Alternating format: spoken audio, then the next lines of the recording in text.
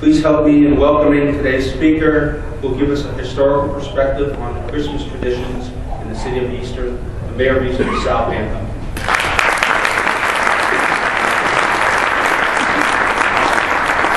Thank you, Tom. I forgot to tell them that I was going to lead them in song first. They wanted me to be the entertainer today. I was going to sing the national anthem, but I'm a baritone, and they wanted me to sing tenor. I didn't realize they had 10 or 20 miles away.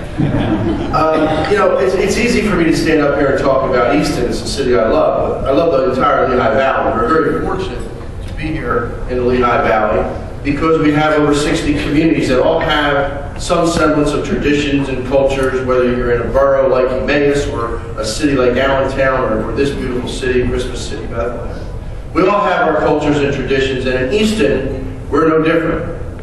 Easton, at the turn of the 1900s and 20th century, was the largest of the three cities. We were entirely a very, very industrial community. We had very wealthy people. We were in the top 5 per capita income in the United States. We were a thriving metropolis of rail along the canals, and a lot of money flowed into Easton and out of Easton. And with that, a number of very large buildings, beautiful mansions and beautiful buildings were built in our downtown. When Thomas and John Penn had our city laid out, they laid it out in a traditional European grid system, so it's a very walkable city. Over the years, of course, there was decline, and now we're back. And one of the things that we do in Easton during the Christmas holiday is, of course, celebrate 2 of our primary traditions. We have a very strong German influence in Easton.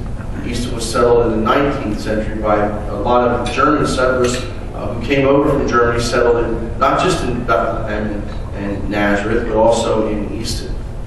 And one of the things they brought with them was the Christmas tree. And the tradition of the Christmas tree, Easton proudly proclaims, is the home of the Christmas tree in Easton. The first Christmas tree in the United States was in the city of Easton. It was brought over by our German immigrants. So we commemorate that down along our waterfront with our first Christmas tree, and we're going to be expanding upon that with our new waterfront project that's going to go in there starting in the spring. We'll be finishing up our waterfront park along the Delaware and Lehigh. We will have a really large first Christmas tree and commemorate the fact that the German immigrants brought that tradition with them from the old country.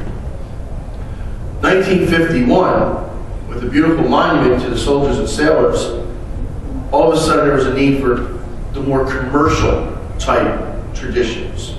And a number of people in Easton, Nyland Jones and Henry Schultz, got this idea of a candle that would go over the monument. Now, if you've never seen this candle, it is a beautiful peace candle. It's dedicated to peace. Bill would be appreciative of that. It's dedicated to peace and to our troops. And in 1951 it was built.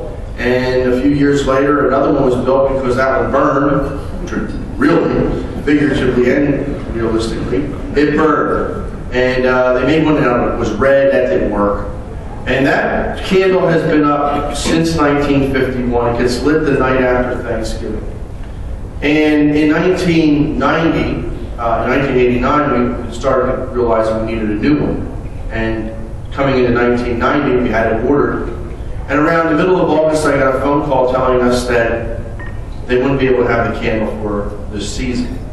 Well, if you're the mayor of the city, and I know Phil Newman was here, and you don't put up that candle, there you are, Phil, you know darn well you're going to have a lot of phone calls. You'll be tarred and feathered for sure. So we didn't know what we were going to do. I was at a breakfast very similar to this, and I started talking to some of the carpenters and trade union people. And we put together with Lee Butts, he gave us one of his architects.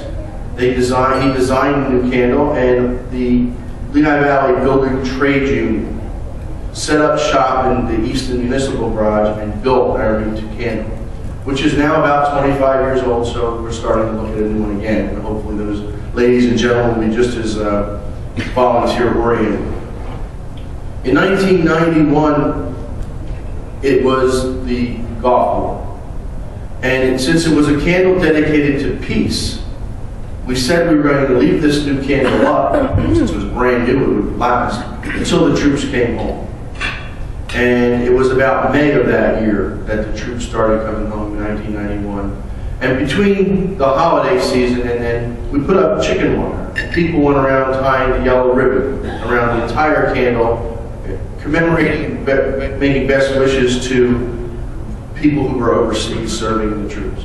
And then we had a really nice ceremony when the troops came home. So the peace candle to many of our troops have become very special to them. We don't do a Christmas candle, we don't do that anymore. It's the peace candle. There's not a religion in this world that I know of that doesn't foster peace. So we get around all the civil rights problems and make it politically correct, but we also dedicate it to peace throughout the world. And when that candle shines, we know that it shines for peace throughout the globe. Now, we've taken that over the last couple of years, the night after Thanksgiving, and we've turned it into a Winterfest. And thanks to the Chamber and some of the other groups like Main Street we've been able to turn that into something really nice. You should put that on your calendar for next year. In addition to closing down the circle, where people can be more pedestrian friendly, we had a mummers band. You know, people see the mummers on TV, but they never really go down to Philadelphia to see it. I mean, who wants to spend 26 hours, you know? I mean, it goes on forever. We had a mummers band that just went around the circle for an hour. The kids loved it. We had all of the characters come down. We had Scooby-Doo, Minnie Mouse, Mickey Mouse, and two mayors. We were there. And you know, the kids loved it. And we had ice carvings and hot chocolate from the Boy Scouts, and we had police officers taking pictures of kids on their motorcycles and making popcorn for them and giving them popcorn. And it really was a Norman Rockwell night. And it was very nice. And of course, with our onslaught of wonderful restaurants, in case you haven't been there yet, it was a great night completely. So Christmas in Easton, the holiday season, the other night we lit the menorah. We also have a menorah right on the square. And Rabbi Almer was there and we lit the menorah. Unfortunately, I didn't sing that night either. Did not unfortunately know you. But it's a special time. It's a special time in Lehigh Valley for all of your cultural traits. And our historic horse-drawn carriage rides were a huge success this year because we are a walkable and carriage-oriented city. Just like Bethlehem, just like Nazareth remains, or even Bangor. We have wonderful communities here, and I think that's what we want to espouse. We want to talk regionally. I think the Greater Lehigh Valley Chamber of Commerce is one of the organizations that really has done that well, and has brought all of us together, so I want to thank them as well for doing that, because I think we are 62 municipalities in one community. So with that, I'd just like to say best wishes for a happy holiday season and a healthy and prosperous new year. Thank you.